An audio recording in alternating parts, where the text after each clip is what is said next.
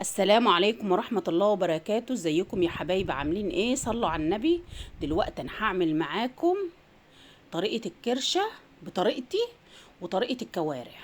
دي دلوقتي كرشة وجبت عليها نص كيلو فشة، ودي الكوارع اهي.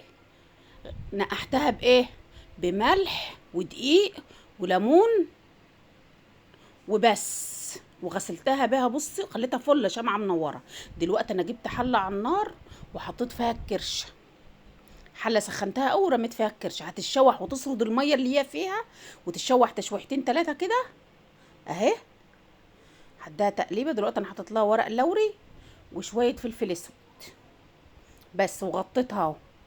هتنزل بقى الميه اللي فيها كلها اهو. دلوقتي انا جبت حله على النار وحطيت فيها ايه؟ الميه بتاعت الكوارع.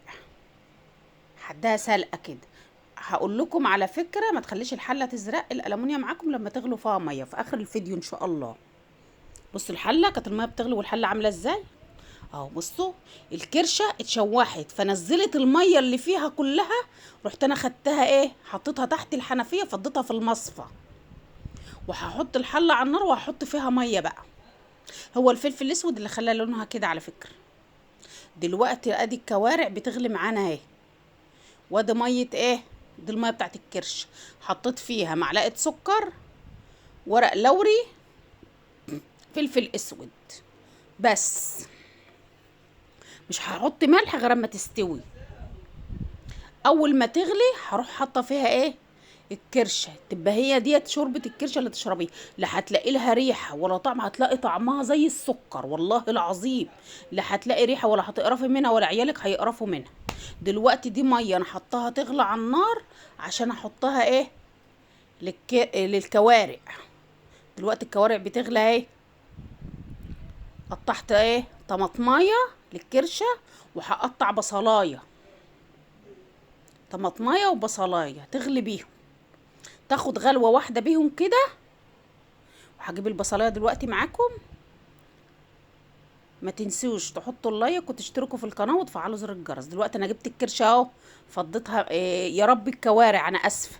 الكوارع بصوا الدخانه عامله ازاي، فضيتها اهيت. وهغسل الحله.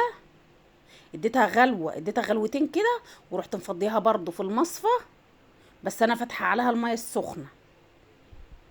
وادي الكرشه اهي معاكم اهي.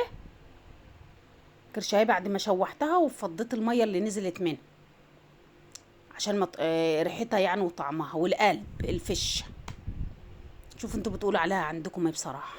ديت ايه؟ الشوربه تعتبر بتاعه الكوارع. حطيت فيها بصلايه وطماطمايه، وهحط ورق لوري. دلوقتي انا قطعت البصلايه فين؟ بصلايه كمان للكرشه، نفس ما حطيت هنا، نفس المقادير هنا نفس هنا. وديت برضه ورق لوري بتاعه الكوارع. وهحط فلفل اسود وبس، مش هحط حاجه تاني. الفلفل الاسود انا بطحن فيه حبهان على فكره، عشان كده مش محتاجه ان انا احط حبهان ولا غيره. وساعات اساسا انا ما بحطش حبهان، بحب الاكل بطعمه بنكهته. بص الكوارع بقى بعد ما اديتها غلوتين وفضيتها بقى في المصفى في الحوض، مش في الحوض مباشره، في المصفى في الحوض، وشطفتها بحبه ميه سخنه. وهحط هنا فص توم وهنا فصين توم اهو، بخليها حاجه تانية. دي تكاتي انا، يا ريتك تجربيها بتكاتي انا ومش هتندمي. اللي ما بيحبش الكرشه عندك هيحبها. دلوقتي الميه غليت اهي، بسقط فيها ايه؟ الكرشه اهي. بص الكرشه اهي بسقطها اهي. تغسلي الكرشه بايه؟ بملح ودقيق وليمون وطماطم. والكوارع نفس الوضع. دلوقتي ادي ميه الكوارع غليت اهي. بسقط انا الكوارع واحده واحده. وهتتفرجوا بقى على شوربه الكوارع دي كانت عامله هتبقى عامله ازاي هي وشوربه الكرشه. والله العظيم شكلها زي طعمها، تفتح النفس. ما تنسيش قبل ما تعملي اي حاجة تصلي على الرسول وتستغفري ربنا، دي اهم حاجة. وتقولي توكلي واعتماد عليك يا رب. بص بقى، شفتوا بعد ما غليت الكرشة والكوارع. دلوقتي انا هوضب الفطار. ده الفطار بتاعنا هوضبه. جبت بطاطسايه بشرتها وجزرايه وطماطمايه وقرنين فلفل وبصلايه، وجبت 3 بيضات وهمسكهم اضربهم في بعض، وحبه فلفل وحبه كمون وحبه ملح. اه بصوا المنظر تحفه، بصوا المنظر عامل ازاي، والله العظيم كان منظرها تحفه. ما تنسوش تشتركوا في القناه وتفعلوا زر الجرس وتحطوا اللايك. استاهل اللايك ولا ما استاهلش؟ بصوا يا حبايبي، فيها غذاء، بصوا فيها بروتين وفيها نشويات وفيها كل حاجه لاولادك. يعني اولادك لما بياكلوش حاجه من دي هياكلوها. حطيت شويه زيت على النار ورحت نازله بالخليط كله. مش شرط ان انت تطلعيها حاجه واحده، انت ممكن تسويها وتطلعيها وتفضيها عادي في الطبق، مش شرط ان هي تطلع متماسكه يعني معاكي. بصوا قطعت طماطمايه بقى عليها، كان طعمها حاجه تانية. وده الفطار بتاعنا اهو معاكم اهي، بصوا عامله ازاي، بصوا شكلها عامل ازاي. طلعت ليمون من اللي انا كنت معصفراه معاكم، وده خيار، وده فطارنا المتواضع، اتفضلوا معانا. دلوقتي بقى جبت بصلايه، بصوا الكرشه، بصوا البصلايه، وده الطماطم اهي. دي انا هعملها للكوارع. جبت معلقه توم للكوارع اهي، وحته ايه ليا، حته ليا من اللي انا مسيحاها. بصوا عامله ازاي، تصفر بس، وهروح نازله عليها بالطماطم. مسكت شفشق طماطم ضربته في الخلاط، وعملت للكرشه بصلايه وحته توميه برضه. بصي دي بتاعت ايه، بتاعت الكوارع ماشي. ودي ايه، دي بتاعت الكرشه، معلقه توم وبصلايه اهي.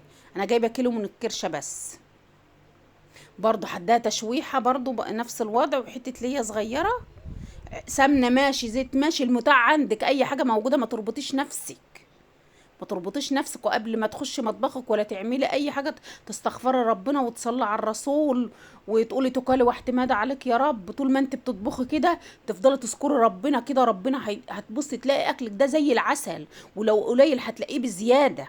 انا بحط كمون وفلفل وملح بس فقط لا غير، ما بحطش حاجه تانية يا جماعه.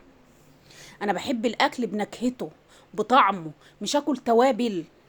بصوا بقى الكوارع، بصوا شوربه الكوارع عامله ازاي، راحت في حته تانية، والله العظيم راحت في حته تانية. بصوا دلوقتي انا فضيت الصلصه اللي كانت في الصينيه، حطيتها في طبق، وبطلع الكوارع اهي في الصينيه، هرصها كده في الصينيه واحده جنب واحده. والله العظيم كان طعمها في حته تانية. اهم حاجه ان انتي الكوارع والكرشه تهدي عليها النار. انا كنت مولعه عليها على فكره من بالليل، واستوت من بالليل، وسبتها فتحت بقى في الشوربه. جبت الصلصه اهي حطيتها على الوش، على وش الكوارع، وهحطها في الفرن بقى تاخد لها وش كده، هي مستويه، هي تاخد لها وش بس. ولادك لو مش بيحبوها هيحبوها. بصوا بقى الكرشه، بعد الكرشه خلاص تمام، رحت واخداها حطاها فين، حطيتها في الصلصه بقى اهو. بصوا الكرشه عامله ازاي، منظرها يفتح النفس ازاي، والله العظيم كان اكل زي العسل. بص الشوربه بتاعت الكوارع، شوربه الكوارع زي الفل، شمعه منوره. بص الكوارع عامله، الكوارع عامله ازاي. بالنسبه للحله بقى، بتحط الميه وبتحط معلقتين خل، الحله ما بتزرقش معاك. والسلام عليكم ورحمه الله وبركاته.